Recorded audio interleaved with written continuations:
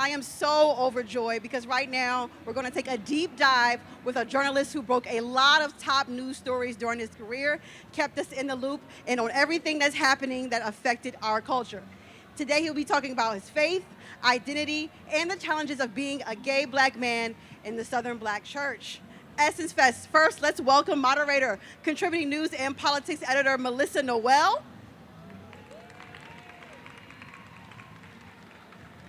And the man of the hour, award-winning journalist Don Lemon, author of the soon-to-be-released book, I Once Was Lost.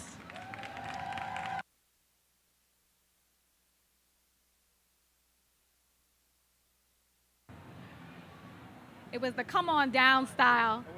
Wait. Turn it, flip it up. Perfect. Hello? Oh, I'm here. There we go. Now we're on. Y'all, it's hot.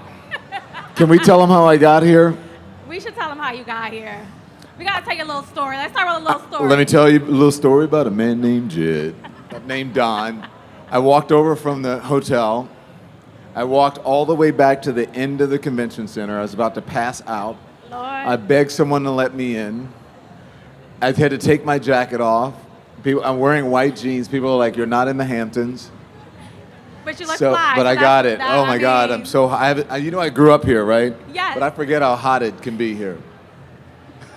So in other words, it was a journey for you to be on the stage my right life, now. So can we right. clap it up for Don Lemon on the journey? Thank you guys for being here. So again, I'm Melissa Noel, Essence News and Politics editor. I am so honored to just be here in conversation with you this afternoon. And we're talking about something today that so many of, all of us deal with, all of us may have struggled with at one time or another, and that's faith.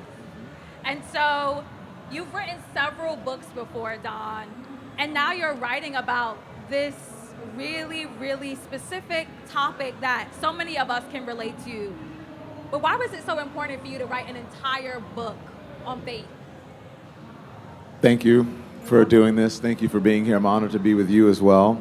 I have been, how many of you are believers? You believers? Okay, good. I'm glad, and some people didn't raise their hand. I'm not going to call you out, but I think this book is relatable to people who are even non-believers. You guys can come in if you want to come on in. Come on. You don't have to be, don't be scared. Because I've been a believer my entire life, and I've been told, at certain points in my life that I wasn't living the way God wanted me to live, or doing what God wanted me to do, or I wasn't going to church enough, or that I was going to go to hell, or all kinds of things, right? And it was coming from the same book that taught America that slavery was okay. At least they used the Bible to justify slavery that way. Right. It's not actually what the Bible says, or that God said. So I started writing a book initially just about religion. Growing up Catholic, growing up Baptist, and going to a Catholic school in the Deep South in Louisiana. Ooh, that's an experience within itself. And then the whole thing happened at CNN, and the book changed into something that I was not expecting. I actually I go on a spiritual journey and a discovery in the book.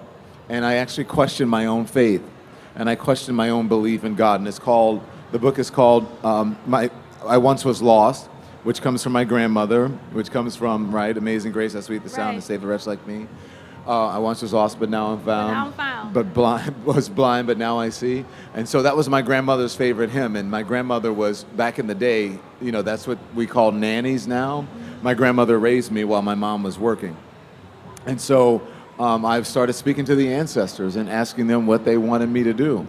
And the book just started coming to life. It became a whole new book. I called the editor and told them, and they said, okay, then start rewriting. We love what you have here, but start rewriting. And it's called My Search for God in America. And as I was going through my journey, America was going through its journey, and it's going through its journey now.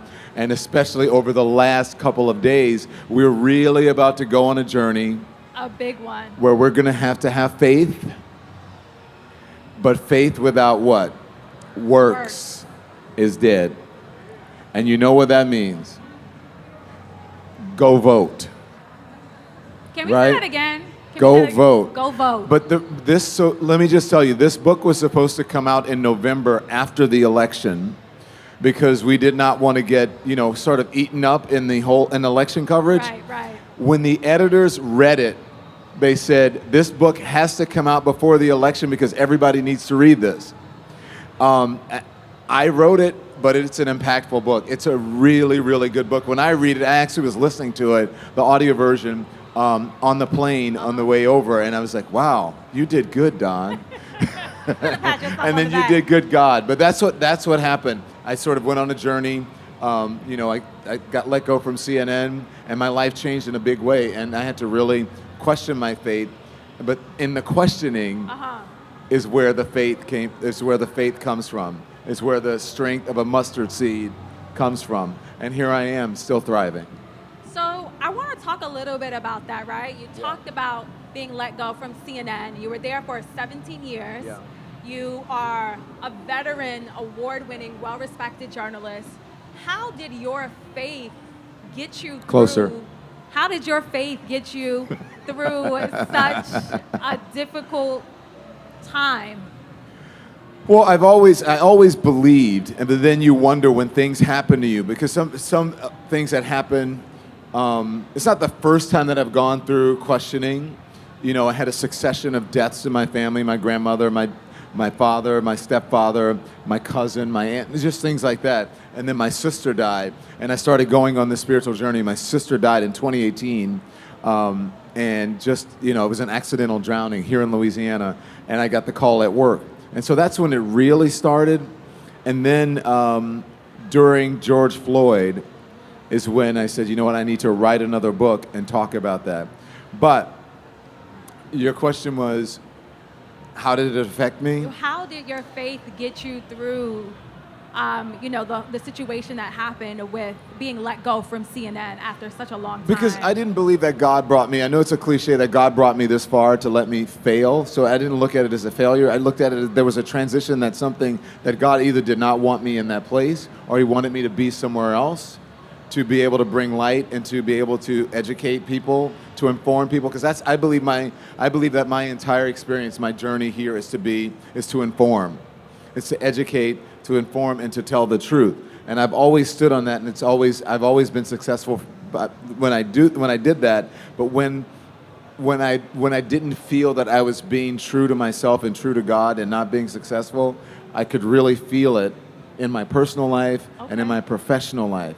So I knew that as long as I was being real to God, and that at the end of the day, if I just let go and let God, that he would show me, or she would show me where I needed to be. And here it is. I'm still going through the journey. Yeah, for sure. The thing that people don't understand is that the journey continues throughout your life. You never get to a point where you go, okay, that's it. I don't need to learn anymore. I'm good. I don't need to know anything else about God. I don't have to go to church anymore. I don't have to do whatever. And that's not true. But by the way, in the book, you'll find out God is not church. Faith is not church. That all helps. It's like going to school. It's like, when you're young, you learn things at home, then you go to nursery school and you learn a little bit more, and then you go to kindergarten, you learn a bit more. Keep going and you keep Elementary going, school, and then you keep going. And that happens the same thing on your faith journey. It never ends. It just keeps evolving into something better. And I want to thank you for being so open and so candid just about your experience there, especially, you're in the public eye, everything that happened with CNN. What helps you to just be so open about that experience within itself? Oh, okay, so part of what helped me to be so open. The second to really answer your question is that you learn through pain. Mm-hmm. Anytime you're going to learn or you're going to grow, you have to grow through, there has to be some sort of pain involved, and not necessarily, where it's where you can't overcome it. It's if you're trying to improve your body, right? You've got to go, you got to exercise, you got to lift weights, you got to do whatever.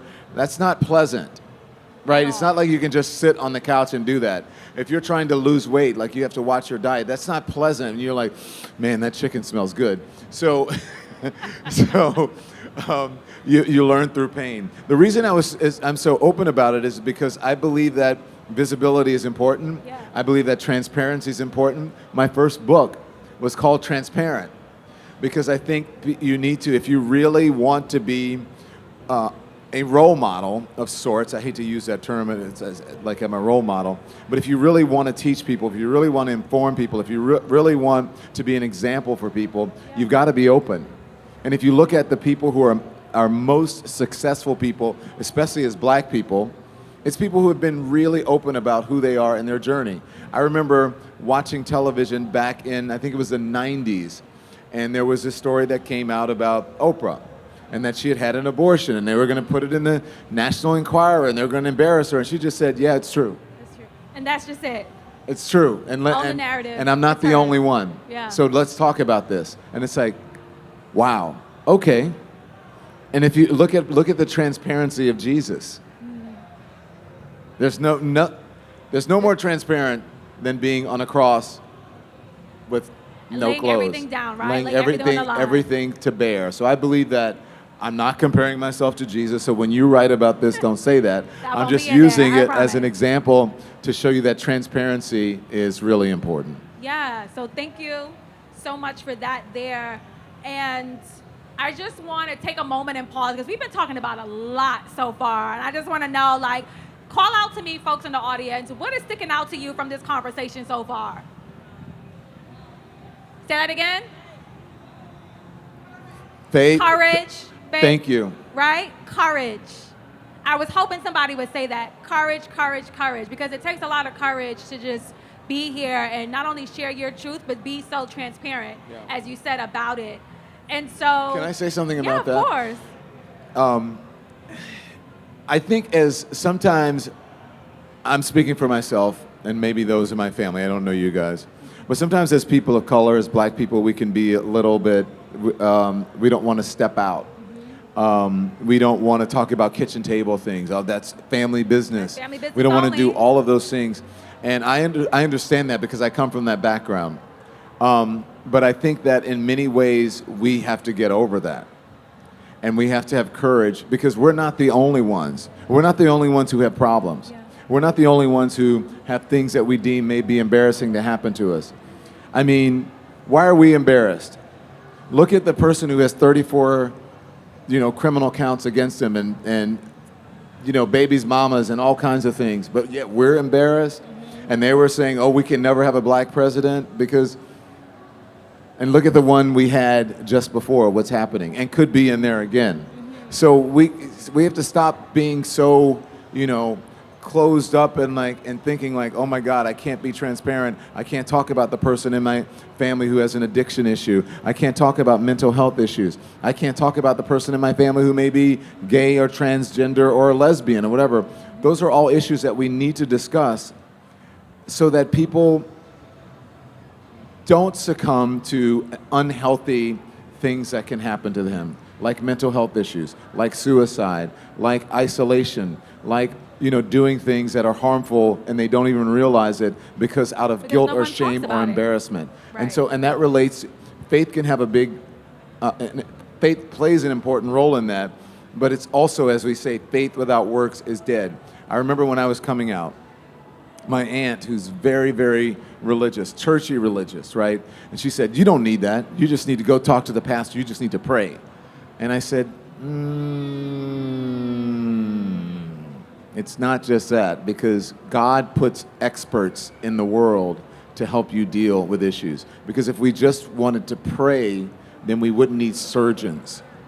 If we just wanted to pray, we wouldn't need a lot of things. We need experts to help us get through things. So some of the issues that we deal with, especially around mental health, there should not be any stigma around it because it's no different than having some part of your body that doesn't work the way that it used to. Come here, say again. Come on. See how God works? New Orleans man. Hey, Val. What were you saying back there? My nephew is 18 and he's dealing with mental health. He jumped off the One Canal Street building. He didn't know how to jump. If he would have went head first, he would have died. He went feet first. But he fractured everything, broken everything, but he's still living. But he's living. So God wasn't ready. It wasn't his expiration date. Is he seeing someone? He is. And then he's great. He plays 6 instruments. He goes to Jesuit. We just don't know what's going on. Thank you for coming up here and sharing that with us. We appreciate you. See how God works? Thank you. Thank you. And bless you. I love you too. So if you stay around, I want to see you afterwards. I'll talk to you. But And I love that you just took a moment and made space for us to just talk about that and for her to have that moment and to share that. So just thank you for that. I just wanted to make sure oh my we God, acknowledge that. I mean, come on, guys. I just really wanted, because, you Yeah. know, you didn't have to, but you did. And I Thank think you. that says a lot. Thank you. Thank you, thank you. And you are from here in Louisiana. Baton Rouge, or as we say, Baton Rouge, right up the road. And how did your upbringing here, particularly in the black church here in Louisiana, shape your views on faith? And how has it evolved since then? You know, so much growth, so many different things, so many life experiences. I travel all over the world, and there are no people that can match the people in Louisiana. We're of a different breed. I don't know if you guys are from Louisiana, but we're different here. When they say things hit different here, hits different in we're Louisiana. way more open. Our culture is different. We talk loud. We like to share a lot. People think we're fighting, but we're actually having a conversation. We like to eat whatever is. We love to drink. Okay. So for me, it's not that hard to be open because I grew up just in a culture that's that way, a culture that's larger than life, where you come and you celebrate jazz and you celebrate Mardi Gras and you celebrate wearing loud purple and green colors. And we're in the Bible Belt, and you go to church and you talk about your faith openly, and you celebrate God, and you celebrate even religion, and even our culture, is it food and whatever. Our culinary culture is a religion for us. Dancing is a religion for us. The arts is a religion for us. So I think that just sort of, it was, as they say here, it's in my blood, baby. It's in my blood, baby. And I love that we got to just get a little insight into that, right? Because people see the polished journalist, the professional, the author, but I love that you just give us some down-home New Orleans flavor, Louisiana flavor in general. Thank you, but look, the professional, all of that. I'm no different than anybody else. I'm blessed to be aligned with where I believe I'm supposed to be in this world, on this journey. Yeah. And then the moment that you figure that out, then you shine as well. Nothing can stop me now, okay. right? All the way up, Yeah, right? I'm all the way up. I'm all the way up. So The weird thing that sort of makes me different when we're discussing politics and people say, "Oh my God, I don't like both sizing everything when it doesn't deserve that." Mm-hmm. But as I said to you earlier, I went to a Catholic school, but on Sunday I was in the Baptist church. Yeah. So, I was standing up, kneeling down every Friday, praying at church, and then on Sunday I was like, "Yes, Lord!" Oh! And falling off of my grandmother's lap. I'm not lying. That's what my church was like. And you would walk in, the usher board would walk in, and the chorus. I love this beat, imagery right here, by the way. I love it. It's very vivid. It's very vivid. It's in the book. I talk about it. I talk about how everybody would get in formation on Sunday. It's a production.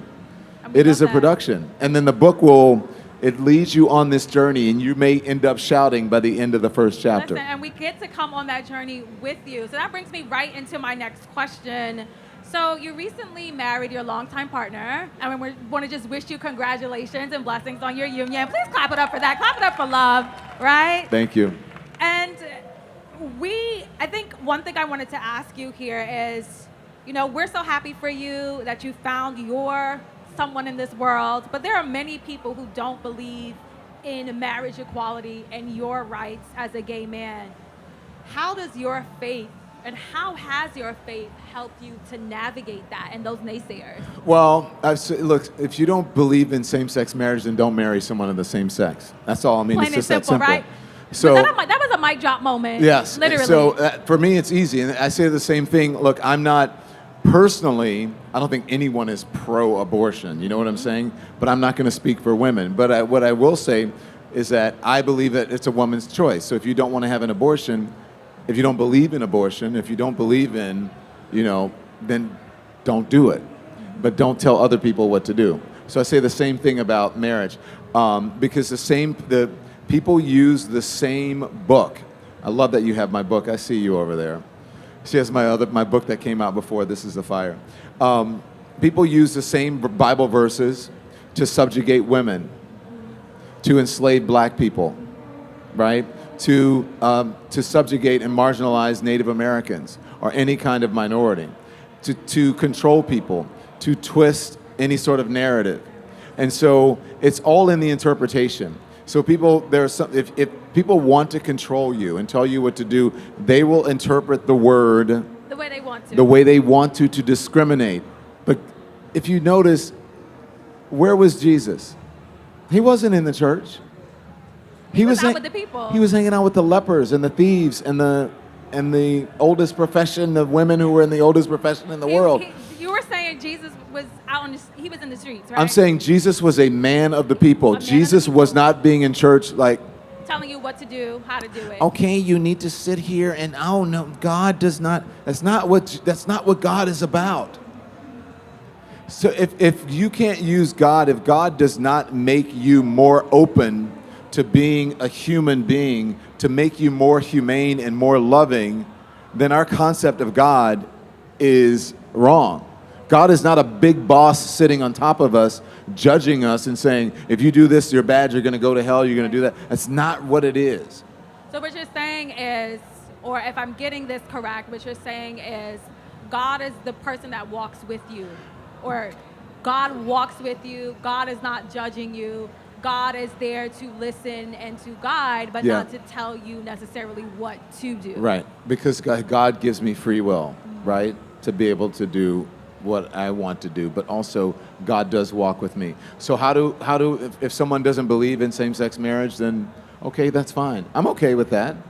But it's just because you don't believe in same-sex marriage, don't tell me that I can't have the same rights as you as an American. I'm not going to, if that's your faith, if your faith tells you to believe that, then that's fine. But then also we have to believe in a constitution that there's a separation of church and state. Mm-hmm. So I want to be able to have the same rights as you.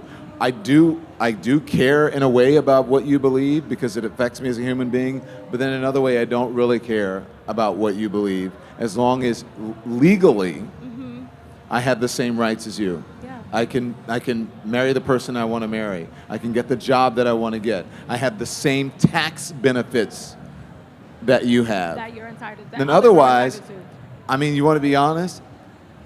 As when my mom would say, I would say, Mom, where are you and Dad going? She would say, none of your business.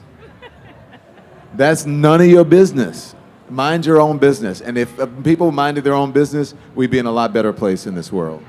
Clap it up for that and that candor there. Thank you so much for that response, your thoughtful response there, and also just reminding us that, again, right, you don't have to necessarily believe or agree, but that's why we have these rights here. That's why we're in America, for religious freedom, right? That's right.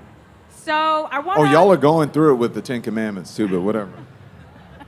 There's a lot happening in the country right now. We have about 7 minutes left, and I have a couple more questions here. And I want to also make sure that we open it up for audience questions. So we now see that you are on YouTube providing us with much needed, thoughtful analysis, news, are you watching everything. Okay. The Don Lemon Show on YouTube. Like and subscribe. People will say, "Oh, I want you to be back on TV." I'm like, I am on TV. It's just a different transmission, a different way to process. To see right. So tell us. Like and subscribe. Go to the Don Lemon Show on YouTube. I'm live guys. every day at 5 o'clock Eastern, 4 o'clock Eastern Central. time. So talk to us a little bit about how that's been for you. What has that been like? and like how things are going with being on YouTube, the response to you, and just getting to still see you on in some way, on some platform, and get that great analysis and candor that we enjoy from you all these years. So I'm on YouTube, I'm on Spotify, I'm on Apple, I'm on iHeart, I'm on all of those platforms, wherever you can get streaming content. But go on the YouTube so that you can watch, because I think it's a much better experience. Yeah. I mean, because we got to see the personality, hear you. Yes. But the thing is like you don't see. I very rarely wear a tie. I think the only time I wore a tie is when I interviewed my dear friend Linda Thomas Greenfield, who's a U.S. ambassador to the UN, and that was the only time. But here's the thing: people don't want everything. What I didn't realize when I was in cable news, they don't want everything so perfect. Everybody's so made up. Everything's so fake. They want to take some of the barriers away, right? And so I'm just going to be really honest with you guys. I spent all of this money on a studio and cameras and lighting, when I left CNN to do this thing. And then I said, I have to start building a community. This is different because I actually get to interact with the audience rather than just sitting there every night and saying, blah, blah, blah, blah, blah, let's go to the commercial. Okay, we're back. Now I sit there, I said, I need to interact with my community. So I said to my producer, why don't we do a show every day at 5 o'clock? We'll call it Lemon Live at 5. And the subscribers will come in, they will put comments in the thing, and we'll just talk to them and answer them. And they can say whatever they want, and we can do whatever we want. And that way we build a community. Everyone in that thing said, we don't need you in the studio. We just want you in your living room. So I do it from my living room. I do that show, but I have my big interview show and shows that I do in this fancy studio that I got. But nobody wants to see me in the studio. People just want to literally come into the living room and have a conversation. They just want to chat with you. I mean, look at Club Shay Shay, right? He's sitting and he's having more of an impact. If you look at the people who are really having impacts now, they're doing it in streaming, and they're doing it with fewer barriers between them and meeting people where they are, right, literally. and the user meeting, because this is where most people are all the time. They're on social media, even television. My friend called me and said, I'm watching the debate. I said, where? On my phone? And so, you don't really need all of that. God bless them, it's great, but you don't really need all of that. So for me, it's freedom. Yeah. You can't cancel me. I can say whatever I want to say. Right? I can do whatever I want to do. Back there. It's because I said something that you misinterpret, right? Or you don't let me explain, and you go, that's a reason to get rid of them, right? Like, you know what I'm saying? So I'm free. Yeah, you're good. You're free. I'm good. I'm free. So last question here is, what advice do you have for our audience members when it comes to their relationship with faith, their journey, their walk with faith? Because as you said, you rediscovered, you're on a journey, you're still on that journey. Faith is not about judgment, especially judging yourself. Faith is not about fear, especially fearing what you can become, right? Or judging what you are or where you've been. Everybody has issues. The moment you realize that nobody is perfect, that perfection is boring. We gotta get that on a shirt somewhere. Perfection is boring. Have you ever been to a place that's just really perfect? Some house that's really perfect that looks like nobody lives in it? Nobody lives there, it's character. Boring AF, right? I like going over to people's houses where it's a little messy. The skillet that's on the stove has got the grease in it, right? You got the grease on the side that you keep in the bacon. Somebody lives here. Because it's a home and people live there. So make sure someone lives within you. And make sure someone lives within you. And just go easy on yourself. Don't be hard on yourself. Don't be afraid to make mistakes. And if there was one, stop comparing yourself to people, especially on social media. Because remember, for every picture that you see, there were 20 of, oh wait, that's not right. Oh wait, hold, no. Oh wait, the light. Hold on. Oh, this is good. And then after you get the right angle, then you got to get the right filter. So which is what I was saying about being on traditional news channels. Yeah. It's the same thing. So just be you. Don't be afraid to not wear makeup. Don't be afraid, just be. When people ask me, why do you think that you resonated on television, or especially on cable, and there's all these people on CNN or MSNBC or whatever, and why was it you who resonated? Because I was authentic. What you see on the screen is who I am in person. Sometimes you can be a little too real for people. As you know, I'm not there anymore. And then, but that's okay. Yeah. So don't just be you. Perfection is boring, and stop comparing yourself to people, especially on social media. Thank you so much, Don Lemon. Please clap That's it up. That's it. That's The Don it. Lemon Show. Please let us know, when is the book coming out? The book is September 17th. So can you guys please go pre-order? Because I really, Don Lemon, September 17th. Make sure you support. Make sure you go pick it up. I once was lost. My search for God in America. Make sure that book that she has, This Is a Fire, that came out during the pandemic, and George Floyd debuted at #1 on the New York Times bestseller. So I would like to get this one somewhere close. So make sure you pre-order the book. Thank you. Thank you so much. You're so Dom. awesome. You're Thank you so much. amazing.